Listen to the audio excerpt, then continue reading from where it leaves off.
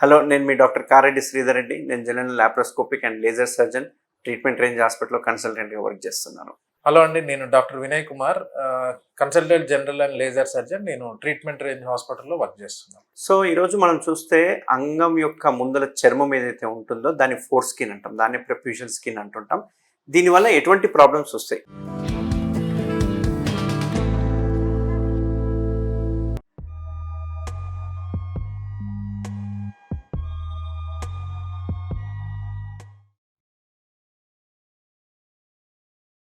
మగవారిలో అంగం ముందలున్న చర్మం గనక చిన్నప్పుడే తీయించుకోకపోతే, లేకుంటే చిన్నప్పుడే గనక గ్రాండ్ పేరెంట్స్ మనకు సరిగ్గా వెనక్కి అనకపోతే, లేకపోతే చిన్నప్పుడే అతుక్కపోతే ఫ్యూచర్లో పెరిగే కొద్దికల ఏజ్ పెరిగే కొద్దికల చాలా ప్రాబ్లమ్స్ వస్తూ ఉంటాయి. సో అది ఒక సర్టెన్ ఏజ్కి వచ్చాకనే మనం ఐడెంటిఫై చేస్తాం.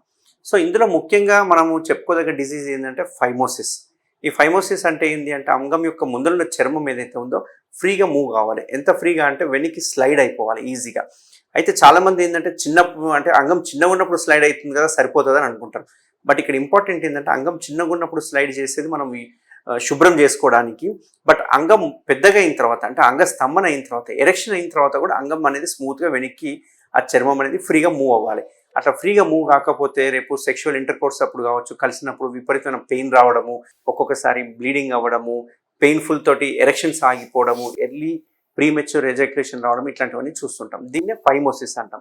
సో ఫైమోసిస్ అంటే ఏంటి అంటే అంగం యొక్క చర్మం ఏదైతే ఉందో అది వెనక్కి రాకపోవడాన్ని ఫైమోసిస్ అంటాం. మనం ఫైమోసిస్ గురించి విన్నాం. అలాగే ఇంకొక కండిషన్ ఏంటంటే బలనైటిస్ అని అంటాం. అది కూడా ఎవరిలో వస్తుంది అంటే ఎక్కువ శాతం మనకి మెజారిటీ ఒక 60-70% డయాబెటిక్ ఉన్న వాళ్ళలో వస్తుంటుంది. అలానే మిగతా వాళ్ళలో రాదు అంటే మిగతా వాళ్ళలో కూడా వస్తుంది. Compared to normal people, diabetic sugar ఉన్న వాళ్ళలో ఎక్కువ మనం ఇటువంటి కంప్లైంట్స్ చూస్తూ ఉంటాం. ఏంటి అంటే ముందు చర్మం మీద పగుళ్ళు ఏర్పడము, లేదు అంటే ఎర్రగవ్వడము, మంట రావడము, నొప్పి అండ్ దురద.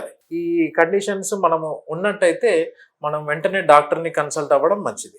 సో ఇప్పుడు సార్ అన్నట్టు బెలనైటిస్ సిమ్టమ్స్ చూస్తాం కదా, అంటే అక్కడ బెలనైటిస్లో ఏమవుతుందంటే ఓన్లీ అంగం ముందర ఉన్న చర్మం మాత్రమే ఇన్ఫ్లమేషన్కి లోన్ అవుతుంది. ఇక్కడ చాలా మంది ఏమనుకుంటారంటే అది ఒక ఇన్ఫెక్షన్ అనుకుంటారు. బట్ ఇది ఒక టైప్ ఆఫ్ ఇన్ఫ్లమేషన్. ఇన్ఫ్లమేషన్ రావడానికి రీజన్ ఏంటి అంటే కంటిన్యూస్గా యూరిన్లో షుగర్స్ అనేవి చర్మాన్ని అటాచ్ కావడం వల్ల అక్కడ ఒక రకమైన ఇన్ఫ్లమేషన్ స్టార్ట్ అయిపోయి చర్మం థిక్ అయిపోవడము, మందంగా తయారవడం చూస్తుంటాం. దాన్ని సార్ అన్నట్టుగా బెలనైటిస్ అంటాం. బట్ ఈ బెలనైటిస్ని ఇలాగే వదిలేసేస్తే కనుక ఆ చర్మం యొక్క అంటే అంగం యొక్క ముందరున్న చర్మమే ఇన్ఫ్లమేషన్కి గురవడం కాకుండా మెల్లగా ఇన్ఫ్లమేషన్ అనేది గ్లాండ్స్ అంటే అంగం యొక్క లోపల ఉన్న హెడ్ భాగానికి కూడా ఇన్ఫ్లమేషన్ అనేది స్టార్ట్ అవుతుంది. దానివల్ల ఒక రకమైన స్టిక్కీ మెటీరియల్ కావడము, తెల్లటి జిగురు లాంటిది రావడము, ఆ చర్మము అతుక్కపోవడము, కంప్లీట్గా వెనక్కి అన్నికి రాకపోవడము, యూరిన్ పోసినప్పుడు విపరీతమైన మంట, నొప్పి అనిపించడము, దురదలు పెట్టడము, నలుపుకోవడము, అక్కడ ఒక రకమైన ఫౌల్ స్మెల్ రావడము, ఇంటర్కోర్స్ చేసేటప్పుడు విపరీతమైన పెయిన్, మంట ఇట్లాంటివి రావడం, ఇవన్నిటిని మనం బెలనోపాస్థైటిస్ అంటాం. సో బెలనైటిస్ అంటే స్కిన్ ఇన్వాల్వ్మెంట్ ఉంటుంది, బెలనోపాస్థైటిస్ అంటే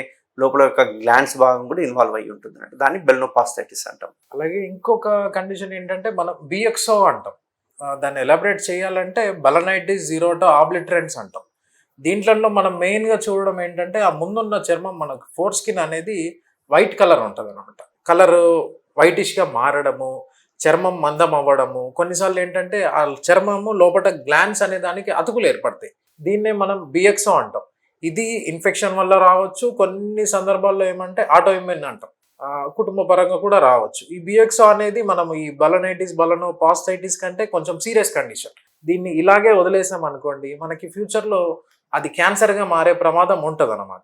బిఎక్సో అనేది ఇది అనమాట. సో ఇప్పుడు చూసిన దాని ప్రకారం అయితే అంటే నేను కానీ డాక్టర్ వినయ్ చెప్పడం ఏంటి అంటే అంగం యొక్క ముందల చర్మం వెనక్కి పోకపోతే తెలిసిన కష్టాలు చెప్పాం. బట్ కొందరికి బలవంతంగా కొందరు ఏం చేస్తారంటే ఫైమోసిస్ అంటే ఈ అంగం గట్టిగా టైట్ ఉన్నా కానీ క్లీన్ చేసుకోవాలన్న ఆతృతతోటి వెనక్కి అనుకోవడము, లేకపోతే ఈ షుగర్ పేషెంట్లో బెలనైటిస్ వచ్చిన తర్వాత వాళ్ళ లోపలంతా ఇచ్చింగ్ అవుతుంది, ఎట్లన్నా చేసి క్లీన్ చేసుకోవాలని చాలా మంది ఏం చేస్తుంటారంటే అంటే నా పేషెంట్స్ చెప్పడం దాని ప్రకారము ఇయర్ బడ్స్ని పెట్టడము, ఫ్లష్తో వాటర్ కొట్టడము, బెటాడిన్తో లోపల చేయడం, ఇట్లాంటివన్నీ చేస్తూ ఉంటారు. కొందరైతే టూత్ ప్రిక్ను పెట్టిన వాళ్ళు కూడా ఉన్నారు. సో ఇట్లాంటివన్నీ ఏం చేయకూడదు, ఎందుకంటే అక్కడ మనం కంటిన్యూస్గా అట్లా పోక్ చేస్తే గనక అక్కడ క్యాన్సర్స్ వచ్చే అవకాశాలు ఉంటాయి. సో వెనుకకు పోకపోతే దాన్నే మనము ఫైమోసిస్ అని, బెలనైటిస్ అని, బెలనోపాస్థైటిస్ అని, బిఎక్స్ఓ అని అంటాం.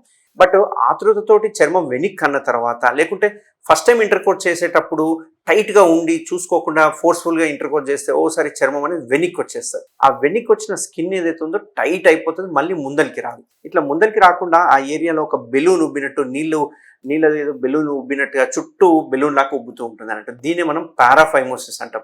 సో ఫైమోసిస్కి పారాఫైమోసిస్కి చాలా డిఫరెన్స్ ఉంటుంది అన్నట్టు. అయితే ఈ ఫైమోసిస్ అన్నా కానీ అట్లీస్ట్ మనం డిలే చేయొచ్చేమో, కానీ పారాఫైమోసిస్ అనేది ఎమర్జెన్సీ కండిషన్. మనం అట్లే టైట్గా అయిపోయిందంటే అక్కడ స్కిన్ నెక్రోసిస్ అయిపోవడము, ఇన్ఫెక్ట్ అయిపోవడము, ఇట్లాంటివన్నీ చూస్తూ ఉంటాం. దీన్నే మనం పారాఫైమోసిస్ అంటాం.